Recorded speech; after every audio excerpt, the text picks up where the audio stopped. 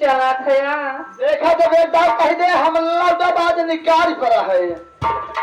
तोहरे नाही वाला भूत पकड़ ले का नहीं करते यार। हाँ हमर जाल भूत बेल लौटो बोलतो का भी लौटला हम का थई ना लौटो आए हमार राजा है ना। हम तो राजा बरूजी का पे जन्ना लौटो तो ना लौटो ना लौटबा ना लौटो तोहार जितबा हमारी है जितबा। एक बात बा अगर तोहार है जितबा अगर तू ना लौटबा तो जोन है चिथरी मिथरी पहन के जात है चला तो के घरे बढ़िया बनवा दी तो पहन के जाना। अच्छा मगर तो ई रज क्यों ठीक नहीं ने इतना थक के बाद छेरी काट कपड़ा पहने है हम तेरी काट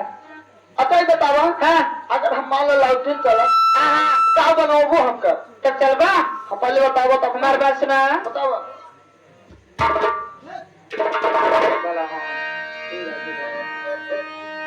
अरे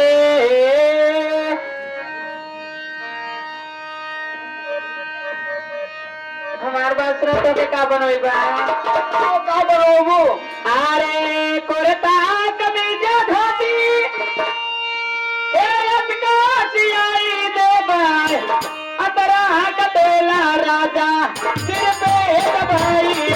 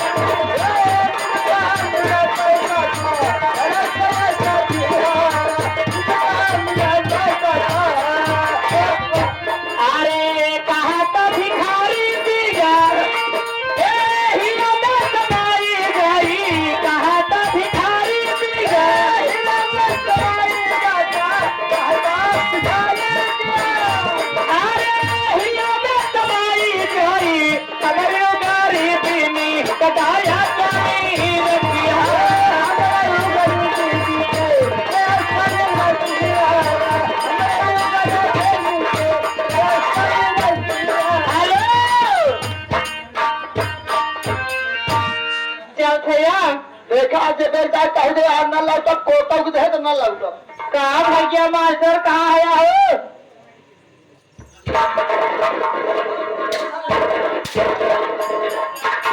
भले दूसरे जने पहनी और आई भले बुलावा बिहार रहे तो बतलाता रहो हर हाँ आप तो कहाँ कर रहे हैं ए भैया मास्टर ए लौटत ना है भैया हम तो पहले ही कहाँ कटोरे जी कहाँ भी लौट चला कहाँ पे हम न लौटो न लौटबा न लौटो बात बा तो काम इतना मनावत हई हाँ। तू लौटत ना हया हाँ। तू जहाँ